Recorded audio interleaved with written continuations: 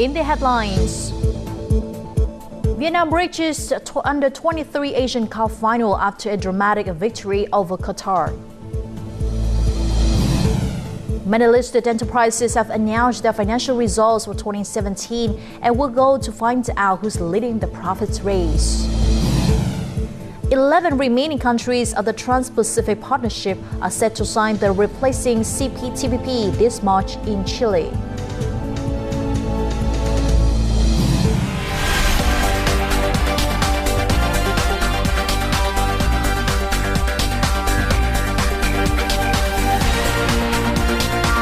Broadcasting from Hanoi, the capital of Vietnam. VTV News starts right now.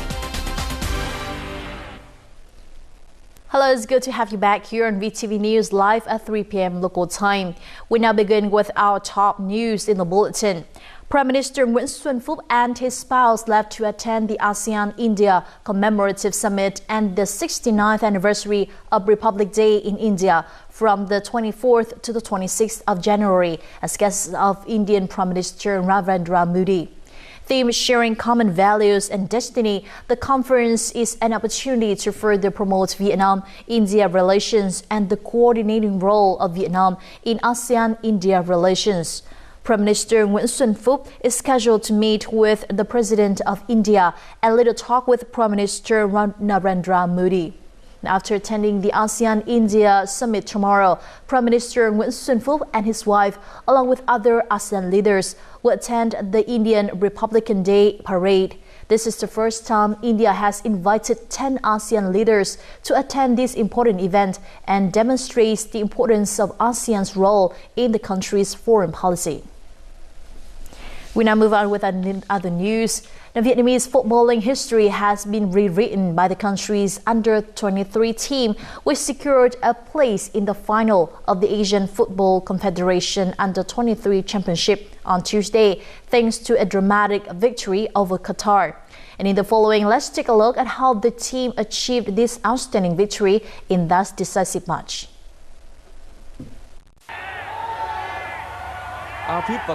Qatar took the lead with a penalty just before the break. But coming back from going a goal down isn't that much a priority for the under-23 team. In the second half, Quang Hai continued to prove his talent when he took advantage of a defensive lapse by Qatar fullback to equalize. Qatar took the lead after a terrible period of play in the closing minutes, but Vietnam's Quang Hai scored in the dying seconds to end normal time at 2-2. It was Quang Hai's fourth goal in the tournament. Both teams slugged it out through a goalless extra time. With the match decided by penalties, Vietnam could not have got off to a worse start, with Quang Hai failing to score.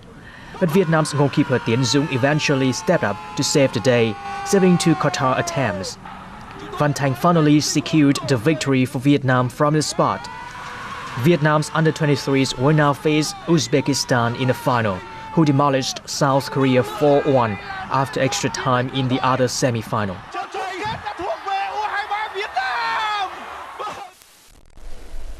Following Vietnam's victory over Qatar in the AFC semi-finals, the President's office has proposed functional agencies and competent authorities to award honorary medals for the contribution of the under-23 Vietnam team to the country.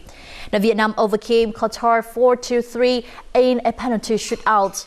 This was the second match in a row in this tournament in which Vietnam had to play more than 120 minutes. The players were exhausted, but this did not prevent them from enjoying victory for the second time. Now, the main streets all over the country were exploding as football fans celebrated Vietnam's historic win in the AFC Under-23 Championship semi-finals. We're going to take a look at how exciting it was in some big cities. The streets of Hanoi were filled with excited football fans who decided to go out and celebrate after the match between Vietnam and Qatar's under-23 football teams ended. Thousands of bikes honked their horns and waved the national flag in celebration of the national under-23 team's unprecedented success in the AFC Under-23 Championship. Traffic was busy on most streets and the festive atmosphere continued until late at night.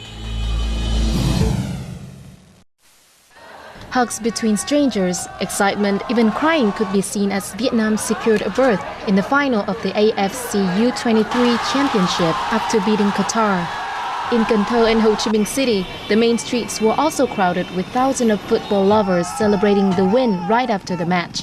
The victory came as a pleasant surprise to fans of the national team. And in order to support Vietnam's under-23 football team, various tour companies are offering special tours to China, where Vietnamese supporters will be able to attend the Asian Cup final between Vietnam and Uzbekistan this Saturday. A tour costs around $1,000 and will cover almost everything. Visitors will fly out on a Friday and spend 3 days in China. Most activities revolve around the match. In addition, supporters will be able to visit famous tourist attractions in the city where the match will take place. We now move on with other news. With the impressive developments of Vietnam's stock market, experts claim it is high time to boost the equitization process, which should be followed by initial public offerings or IPO by state-owned enterprises. The following report looks at businesses' expectations and the opinions of experts on the issue. Foreign investment into the Vietnamese stock market reached $200 million in the first 2 weeks of 2018, double the figure during the same period of 2015. We really appreciate the government's efforts in the equitization of state-owned enterprises, resulting in successful IPOs. Many investors have joined the stock market due to the quality of the stocks. In 2018, the stock market will develop along with equitization and IPOs. The government has also suggested that postponed their IPOs will be punished. With market capitalization doubling after their IPO, Vietnam Airlines is one of the most successful equitized SOEs to list on the stock market. However, the government still holds 86% of the national flag carrier. The government holds up to 65% in some firms. It is hard for investors to figure out what their roles really are in the management of such businesses. We propose that the government develop a transparent legal framework in which big investors can play a more significant role in the company's operation. This is crucial in the context of Vietnam's economic integration. Prime Minister Nguyễn Xuân Phúc has emphasized in recent conferences that ministry should put an effort into boosting equitization and IPOs. This will contribute to the stock market's development in 2018. Many listed enterprises have announced their financial results for 2017. With the impressive performance of the stock market last year, it comes as no surprise that enterprises reported record high profits. So who's leading the profits race and how will this growth affect investors' decisions? We take a look at the following report. Many enterprises reported record profits in 2017. The banking sector led the way with around $443 million from Vietcombank, BIDV and Vietinbank. Enterprises from other sectors also saw significant profit growth of up to 60%. At the recent conference, the State Securities Commission of Vietnam announced that the profits of stock companies had doubled compared to 2016. We earned $56 million, the highest profit ever since our establishment.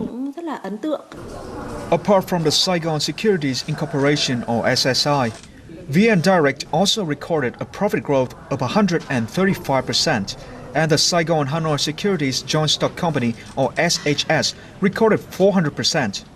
According to experts, this is due to the stock's high liquidity. Despite a low number of companies going public with their IPOs in 2017, the stock market saw impressively high liquidity. In 2018, with many upcoming IPOs from leading enterprises, liquidity will remain positive, resulting in high profits and increasing margin debt. According to the SSI, 180 out of 800 listed enterprises have reported high profits, and this figure is expected to increase. Now is the time for investors to consider investing in leading enterprises with stable and good performances or small enterprises who hit record profits in 2017. Now, many Vietnamese agricultural products such as chili, coriander, or tapioca powder are sold on Amazon at the prices of tens or hundreds times higher than domestic prices. For example, cassava flour in Vietnam is only $4.4 per kilogram. However, on Amazon, this item was sold for nearly $44 per kilo. Vietnamese pepper is offered for sale at Amazon for more than $29 per kilo.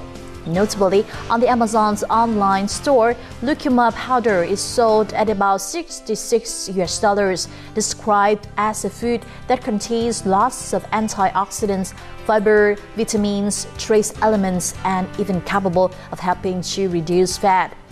This fruit is abundant and sold at the lowest price in the domestic market. The World Bank has funded a project to help households in 12 localities across Vietnam improve their competitiveness through a safe livestock production model. And in the following report, we'll visit Hai Phong City to see how this model has helped households produce safer products and earn better incomes. Dung's family and 8 other households have been in a co-op for nearly 3 years. Thanks to the co-op, he can buy cheaper food for his livestock. The households in this group also have access to raising techniques that follow VTV standards to produce safer products that have more stable output. Previously, most of the households in the cooperative worked separately. We had to buy food that cost nearly $1 and breeding cost 2 to 10 cents more. However, since joining this group, our costs have been 15 to 20% lower.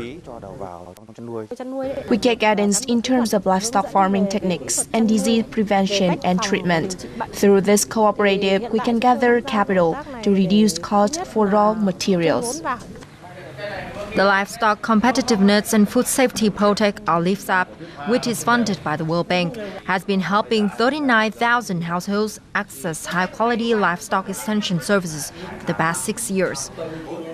Through establishing cooperatives, links between input providers, output buyers, and farmers are formed.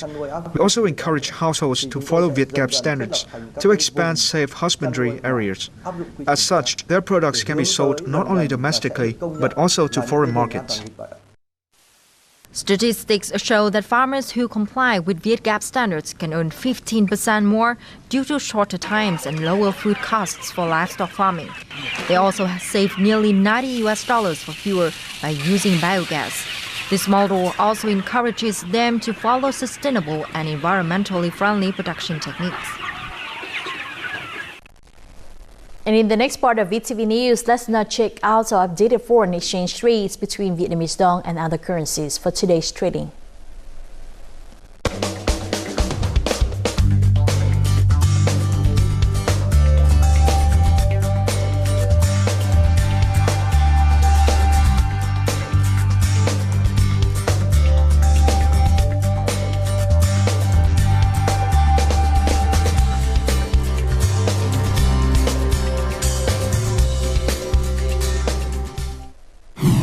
Coming up next on VTV News, Vietnamese timber enterprises strive to be granted sustainable forest management certificates.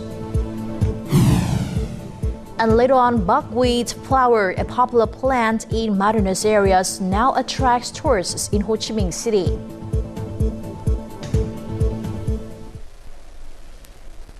Now, Prime Minister Nguyễn Xuân Phúc has approved the National Action Plan to prevent, reduce, and eliminate illegal, undeclared, and unregulated fisheries, also otherwise known as IUU, by 2025.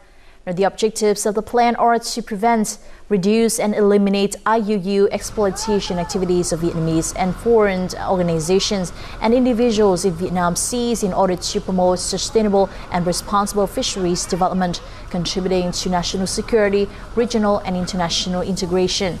It also terminates the situation of fishing ships and Vietnamese fishermen illegally exploiting marine products in foreign waters.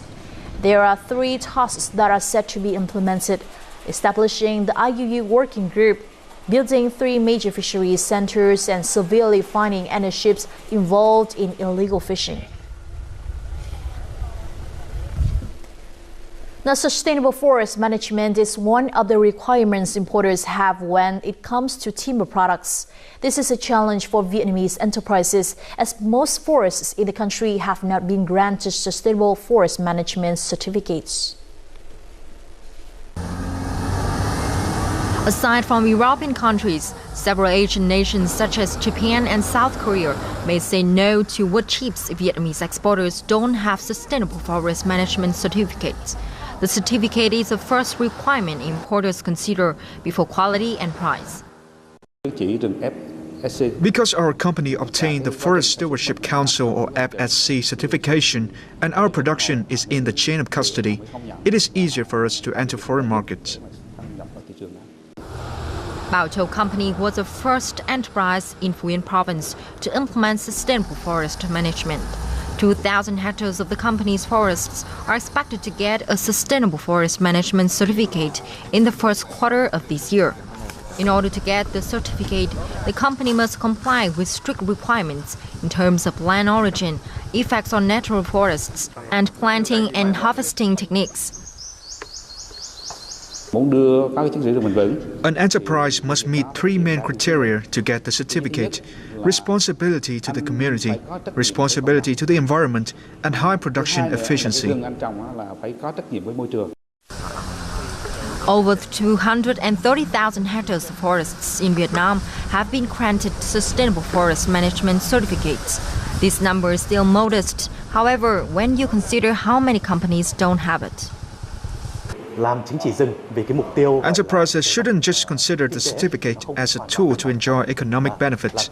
It is also proof of the balance between economic and environmental benefits. The area of natural forests in Vietnam reduced by nearly 200,000 hectares due to timber production and other purposes from 2010 to 2014. Implementing sustainable forest management is a way for enterprises to get a certificate to expand their export markets and also contributes to protecting forests in the country. Now, this year's Red Sunday blood donation campaign included the participation of 31 provinces and cities nationwide and collected 40,000, exceeding the set target of 35,000 blood units. It is expected to timely solve the blood shortage during the upcoming Lunar New Year holiday. Now, the campaign, which is jointly organized by the Tiên Phong newspaper, the National Committee for Traffic Safety, and the National Institute of Hematology and Blood Transfusion, takes place from mid-December 2017 until the end of this month. The main activities took place at the Hanoi University of Science and Technology. This is the 10th consecutive year that the blood donation campaign has been organized and has greatly contributed to tackling blood shortage. Now, executive chef of the Sheraton Hanoi Hotel, Nguyễn Công Trung, won Asian Best Hotelier Chef for 2017. He was the first Vietnamese chef at an international 5-star hotel. Chef Nguyễn Công Trung shared his experiences in 20 years of cooking with our reporters. Let's have a look. The title of BMW Hotelier Awards Best Chef of Asia in 2017 bestowed on Chef Nguyễn Công Trung made him the first Vietnamese to be recognized in this prestigious international award. As a general manager of the hotel, Nguyễn Công Trung has participated in many Vietnamese food marketing weeks, helping to promote Vietnamese culinary culture to the world. Thanks for joining us. Can you share more about how you won the award? I'm proud and honored to have received it. And of course, it is also an opportunity to contribute and further develop Vietnamese cuisine. However, this prize isn't only the work of myself, but also my team. You serve many international customers, so how do you translate Vietnamese cuisine for foreign tastes? In my hotel, I have a corner to display Vietnamese food. I also host many events to promote Vietnamese dishes in conjunction with other hotels in the group. I can still recall that in 2006, when APEC was held in Hanoi, the hotel had the honor of welcoming the American delegation. At that time, I was a vice cook with foreign chefs, designed the menu for President Bush. After the meal, I asked the US President how the meal was. In addition to his praise for the quality, he also suggested that foreign delegations looked forward to enjoying Vietnamese food. Thanks for this interview. Now, visitors from Vietnam will be allowed to enter South Korea without a visa through Yangyang International Airport until the 30th of April. Now, the Korean government will waive the visa requirements for groups of 5 or more visitors that have round-trip plane tickets. Another requirement is that these visitors need to buy tours operated by specially appointed companies. The maximum length of stay is 15 days.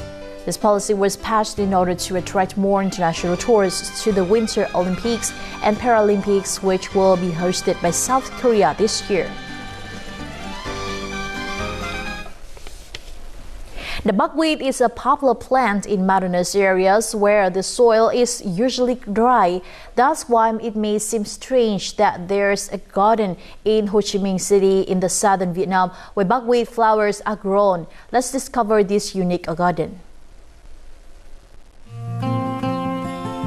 This garden in the middle of the city is home to blossoming buckwheat flowers, a typical plant found in mountainous areas.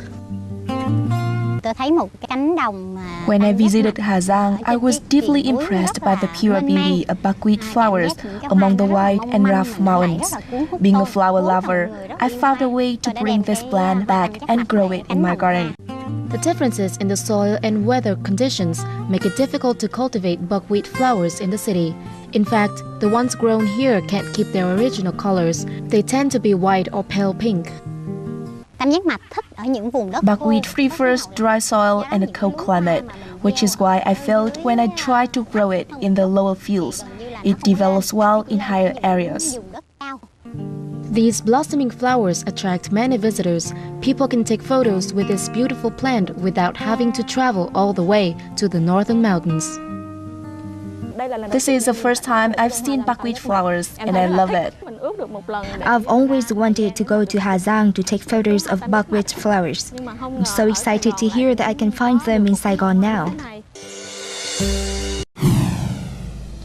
Coming up in our world news, a double car bombing in Libyan city of Benghazi left at least 22 people dead and 30 wounded. 11 remaining countries of the Trans-Pacific Partnership, or TPP, are set to sign the replacing CPTPP this March in Chile. Welcome to our World News section.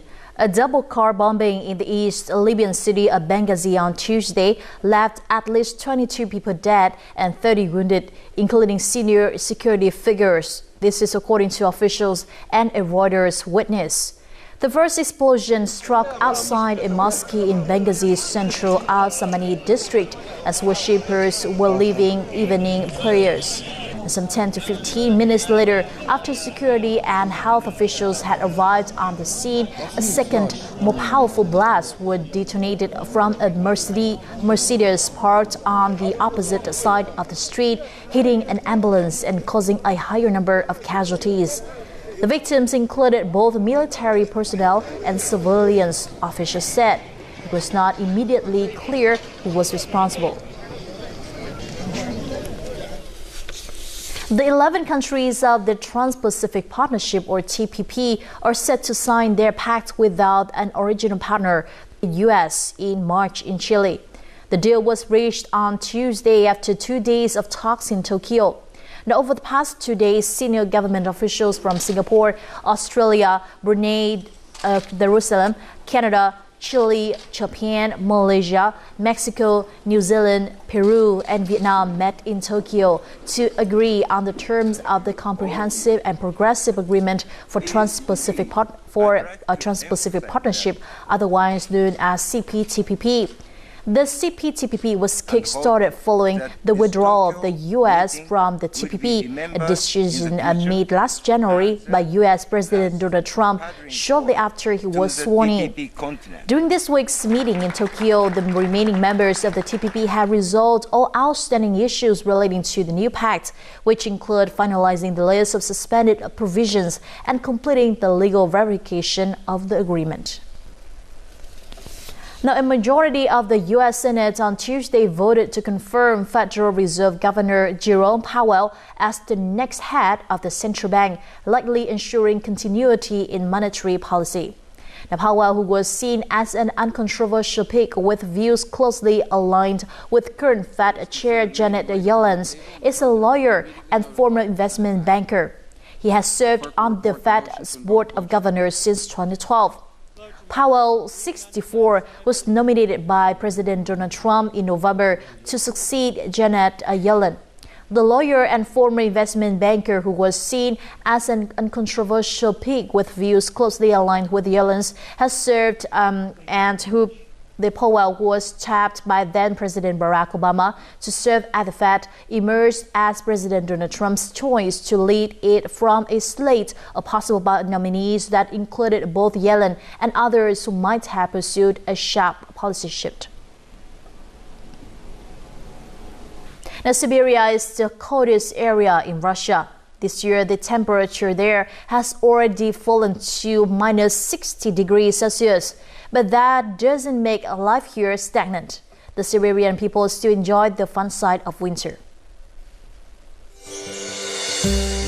White fireworks are created by Siberians as a form of entertainment during the extreme winter. They know how to create a unique fireworks display without any explosives. With boiling water and an air temperature of minus 30 to minus 40 degrees Celsius, people here can make snowbirds that look like a sparkling white fireworks. The Siberians also like taking photos of themselves in the cold weather with ice makeup. White frozen eyelashes are now a makeup trend among locals here. On Tuesday, the temperature in the area dropped to minus 40 degrees Celsius. The government has warned people about commuting. Schools are temporarily closed and nearly half of buses are out of operation.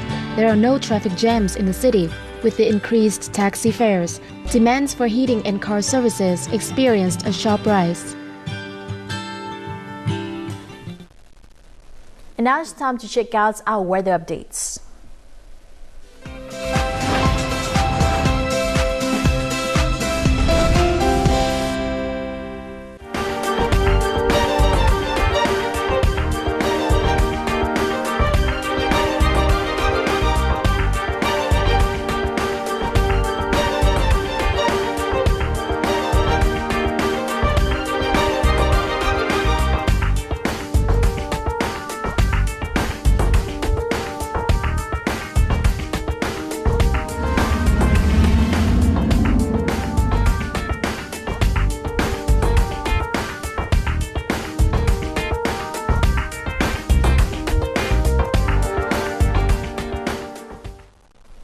And that's all we have for now. For more news and updates, do log on to VTV4.vn or youtube.com/VTV4Go, or simply join us on social media. Once again, thank you very much for stopping by. This is Dai Chang from Hanoi. Goodbye for now.